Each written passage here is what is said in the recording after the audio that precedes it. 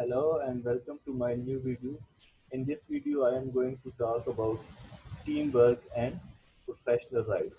I am Atiko Rahman. Working effectively as a professional requires virtues of loyalty to employers and organizations, collegiality, respect for authority, and contributing to an ethical climate within the organization. It also involves respect for the rights of engineers and other employees and those who work together to achieve common goals. So let's start today's video. The summary of this video is I would first discuss different points as I told earlier in achieving organization goals like ethical corporate climate. Then I would discuss loyalty and collegiality. Then I would discuss respect for authority. Then I would discuss some professional rights. Then I would come to privacy rights of employees and employers and clients. And then I would come to right to equal opportunity. So in one phase, I would discuss different points, and in the other, I would be specifically discussing rights, different types of rights. First of all, uh, let me first define what is meant by an ethical corporate climate. An ethical climate is working environment that is conducive to morally responsible conduct. Within different organizations, it is the production of the combination of formal organization and policies, informal tradition and practices, and personal attitudes and commitments. All these things basically make an ethical corporate climate. Some of these things and practices are formal, and some other are informal. It is important to note that engineers and other professionals can make a vital contribution to such climate, especially as they move into technical management and then more general management position. So as the professionals grow in their stature within organization, their role in ethical corporate climate becomes more important. However, all this ethical corporate climate is hampered by different vested interests and personal goals of individuals. At times, people with more skills and more knowledge are lagged behind the people who are basically uh, more say uh, political in nature. So, what are the defining features of an ethical corporate climate? First of all, that ethical corporate climate should be acknowledged and appreciated by engineers as well as employees. It is very important that all the stakeholders, clients, professionals, employees, all should basically respect the ethical climate. Second one is the use of ethical language, uh, which is honestly applied and recognized as a legitimate part of corporate dialogue.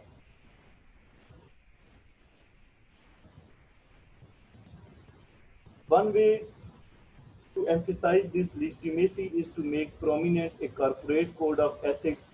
Another way is to explicitly include a statement of ethical responsibilities in the job descriptions of all layers of management. There should be job description means JDs for different uh, uh, different levels of uh, job and nature of jobs within the organization. Third one is very important. Top management should set the tone for their uh, successors. Top management sets moral tone in words, in policies, and by personal example. The personal attitude and the different strategies to meet the goals of an organization are very important in ethical corporate climate. The fourth one, there are always conflicts within the organization. There should be procedures to solve this conflict resolution. They can either make a committee or assign a particular uh, uh, procedure to solve such conflict that may arise within an organization. Next major point is loyalty and collegiality. Every organization wants its employers employees to be loyal and collegial. Collegial means how they interact with other colleagues. Here I would like to discuss two types of loyalty. First one is agency loyalty. Agency loyalty is acting to fulfill one's contractual duties to an employer. Uh, Basically, it means to perform those duties for which you are paid by your organization. Attitude loyalty. Attitude loyalty is related with attitude, emotions, and a sense of personal identity as it does with action. Attitude loyalty is more to do with emotions and your personal affiliation with your organization. One can see such type of affiliations in case of serving some public jobs, like you are serving uh, in some law enforcement agencies or some uh, NGOs or some governmental organization where you think that it is for the progress of your nation. So you are emotionally and personally involved in such projects. But in organization, there is attitude loyalty as well. Suppose you have worked for a long time in an organization and you develop personal affiliation with that. However, people mostly consider that agency loyalty is to be fulfilled by every professional, and attitude loyalty is at times compromised. However, it could be considered. It is considered very beneficial uh, for the growth of an organization. Collegiality cites those actions that basically form disloyalty. More precisely, uh, what is what would be what points would be part of collegiality. First one is respect for your colleagues, valuing their professional expertise and devotion to social goods promoted by the profession. You should not downgrade or disregard the uh, the different types of skills or different departments of an organization uh, to uh, so that you can respect your colleagues. Next one is commitment. Commitment in the sense of sharing a devotion to the moral ideas inherent in one's profession. And the last point is connectedness or awareness of participating in cooperative projects based on shared commitments and mutual support. Next important point is respect for authority. Clear lines of authority provides a means for identifying areas of personal responsibility and accountability. Here I would like to discuss a few types of authority like executive authority and expert authority. Executive authority is the corporate or institutional right given to a person to exercise powers on the resources of an organization. And expert authority is the possession of special knowledge, skills, or compet- competitiveness to perform some task or to give sound advice. Engineers are mostly involved in expert authority. However, with their growth in an organization, they can take the position of executive authority as well. are always difference of opinion in organization between managers and engineers, and uh, they at times create a very good teamwork, and at times this difference of uh, opinion creates many hurdles.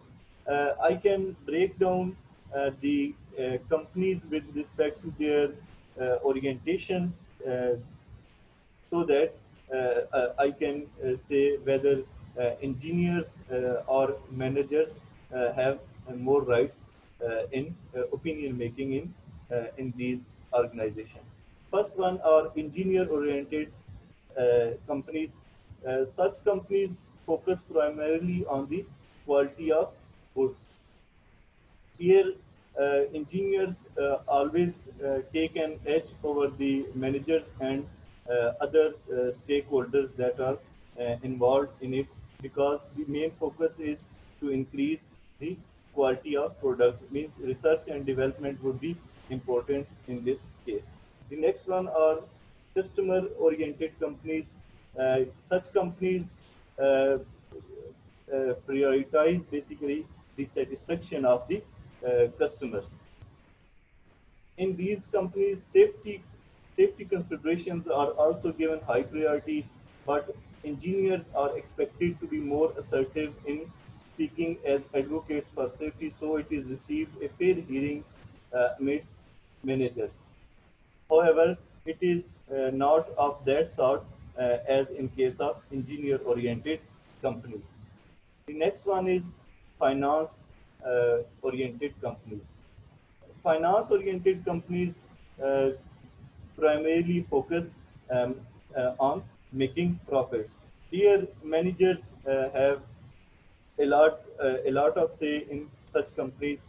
So one has to see which type of company or organization he or she is serving, and what should be his or her importance in decision making in such companies.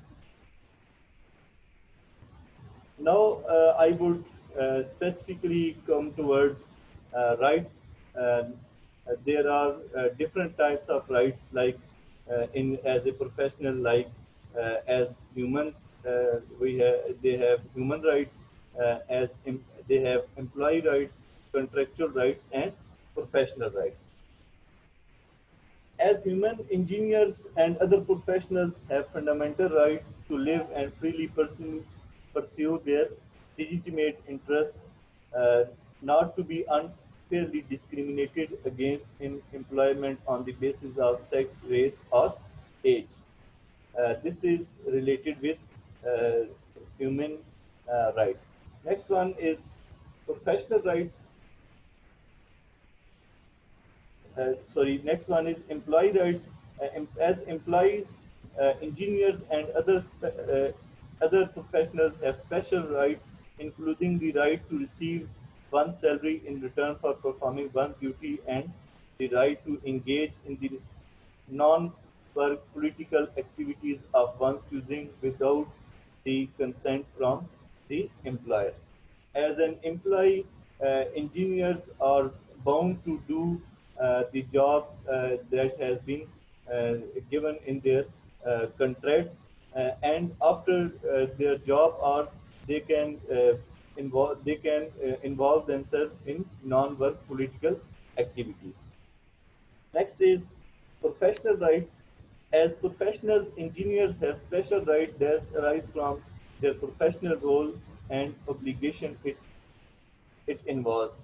Uh, and these uh, three very important points in these are that they should, as professionals, they should have basic right of professional conscience. Uh, they should have right of conscientious refusal and right of professional recognition. We would see these points one by one.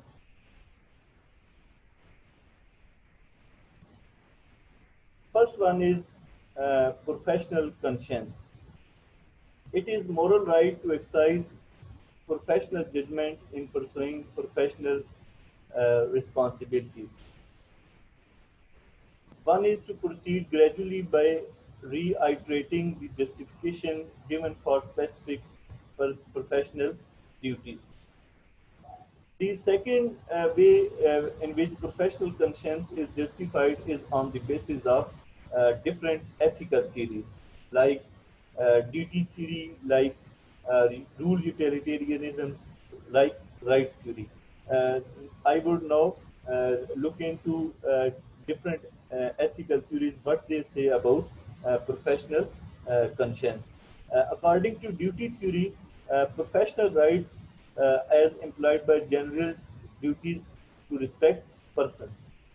Rule utilitarianism would emphasize the public good of allowing engineers to pursue their professional duties.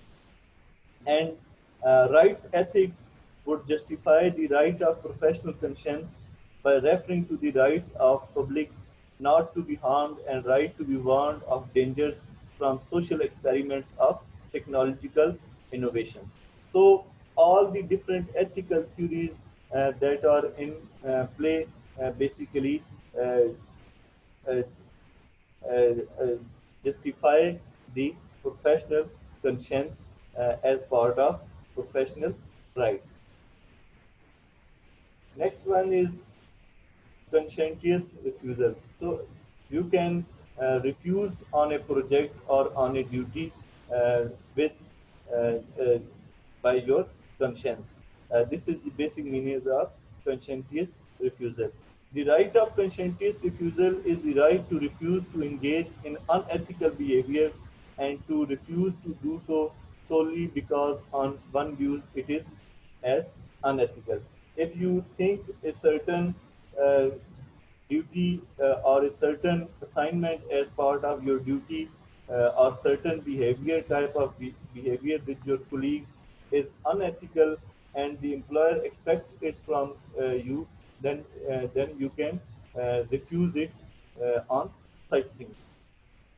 Uh, when such situations occur, there are two such situations where is when there is widely shared agreement in the profession as to whether an act is unethical, and the second one is when there is room for disagreement among reasonable people over whether an act is unethical.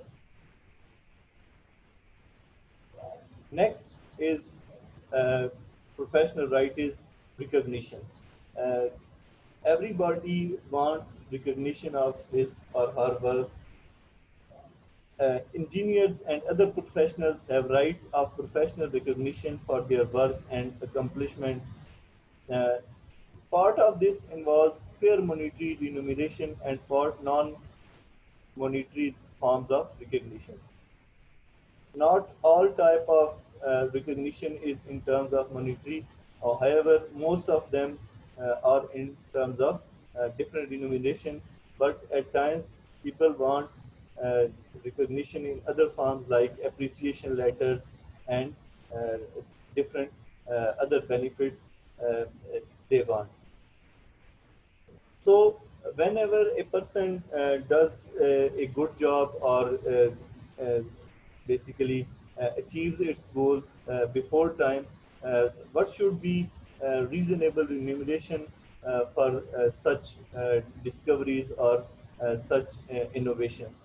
These detailed matters should be settled between employers and the employees, for they depend on both resources of a company and the bargaining position of engineers.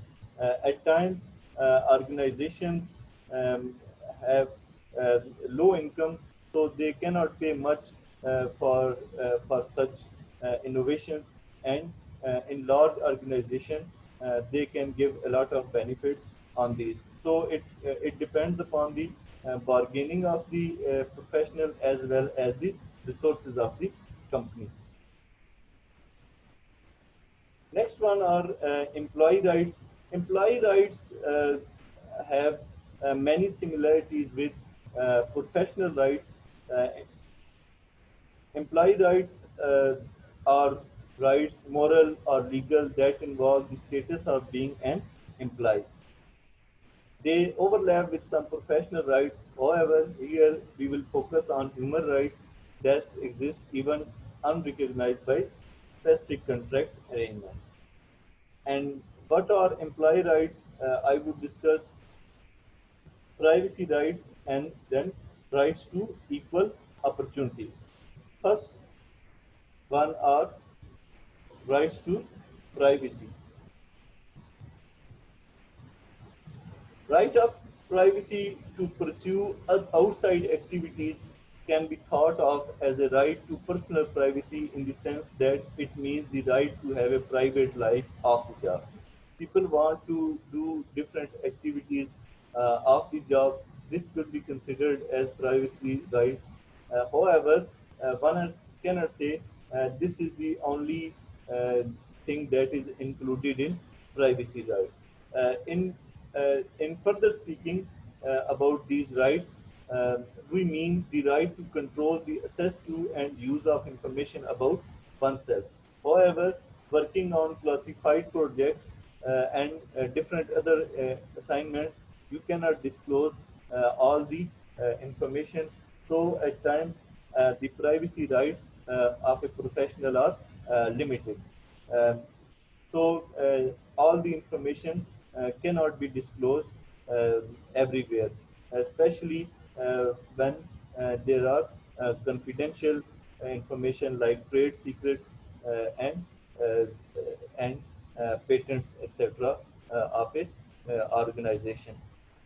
I have briefly discussed this confidentiality in another video. One example of this restricted or limited access is the personal division needs medical and life insurance information about employees, but immediate supervisors usually do not.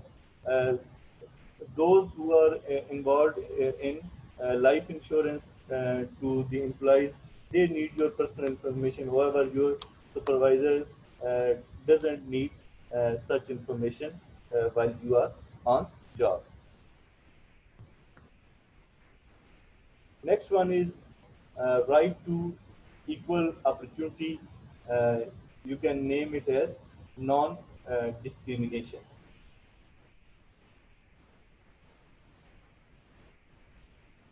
Discrimination due to one's gender, race, skin color, age, political or religious outlook is known as uh, discrimination of some kind.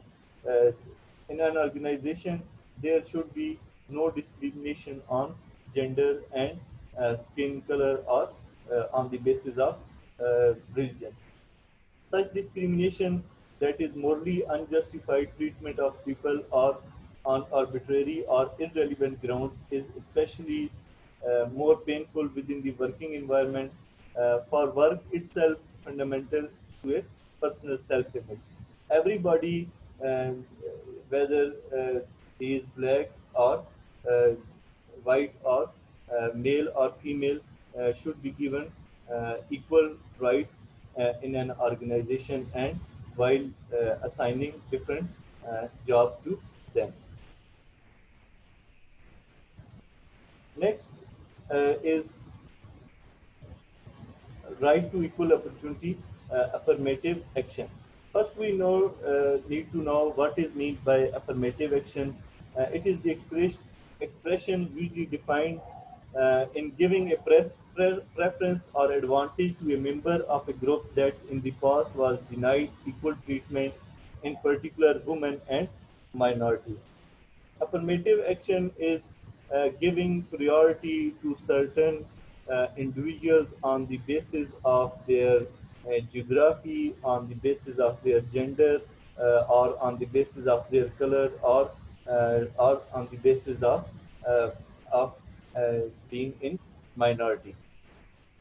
There are two forms of affirmative action. One is weak form, and the other one is strong form. The weak form of preferential treatment consists in hiring a woman or a member of a minority over an equally qualified white male. And the strong form of uh, affirmative action would be giving preference to women or minorities over better qualified white male. These are examples of a weak and a strong form of affirmative action. Can such preferences, either in weak or strong form, ever be justified morally? Uh, there are strong arguments on both sides. Let's say in Pakistan, Balochistan package was announced where they are given preference in uh, their own uh, their own uh, province and elsewhere in Pakistan as well. There are jobs quota specific for disabled persons and other minorities, and so the merit seats decrease with the same amount as such quotas exist not only in Pakistan but elsewhere in the world as well. There are different point of views. Some people think that these affirmative actions are justified, while the other think that such affirmative actions are not justified.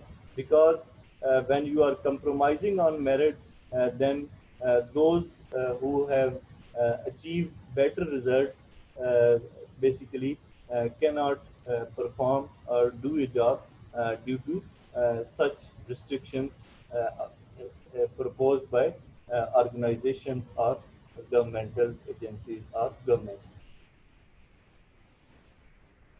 The last point in right to equal opportunity is sexual harassment. First, we need to know what is sexual harassment uh, in in professions. It is the unwanted imposition of sexual requirements in the context of a relationship of unequal power. It takes two forms: quid pro quo and hostile work environment. Now, first I would look into what is meaning of quid pro quo. It includes cases where supervisors require sexual favors as a condition for some employment benefit, maybe a job, promotion, or raise of income. It can take the form of a sexual threat or sexual offer as well.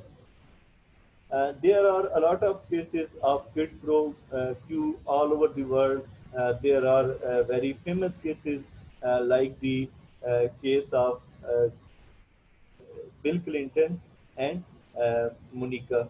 That was a case of quid pro quo, means this for that.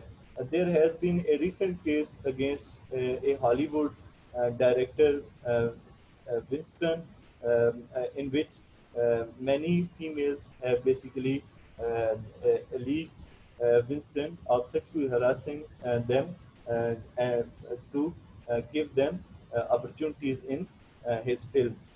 So there are a lot of cases of quid pro quo all over the world. Next one is hostile work environment. It is any sexually oriented aspect of the workplace that threatens employees' rights to equal opportunity. It includes unwanted sexual proposals, lewd remarks, sexual leading, posting nude photos, and inappropriate physical contact. Uh, Due to nature of jobs, basically creates a hostility between genders. They to basically uh, to downpower the others, they use different aspects of sexual harassment which come under hostile work environment. There was a company in America which was male dominated. As they started hiring females in it, the male workers threatened those female workers by different means uh, just uh, to just to kick them out of the organization. This is an example of hostile worker environment. There are a lot many examples, other examples related with as well.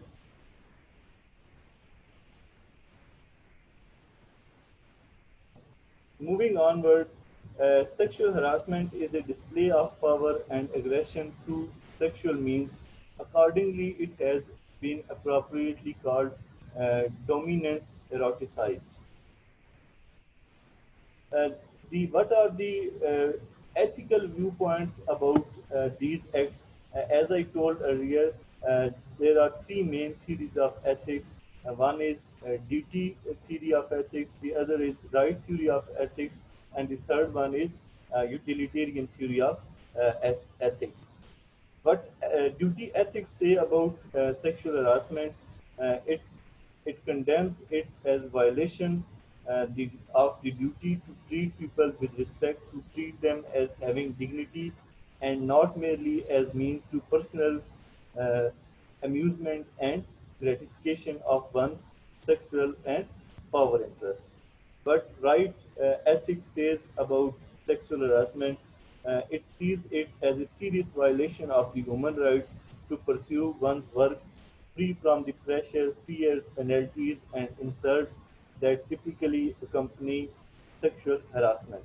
And the utilitarian ethics emphasizes the impact it has on the victim's happiness and self-fulfillment and on women in general. This also applies to men who experiences sexual harassment. So one thing is clear that it's not only the uh, females that are on the receiving side of the sexual harassment. There are many cases of male sexual harassment as well. However, the female sexual harassment outnumbers the male sexual harassment in professionals as well as domestic lives. Uh, Hopefully, you have understood the different aspects of teamwork and uh, rights like collegiality uh, and privacy rights and right to equal opportunities. I hope you have uh, understood this lecture.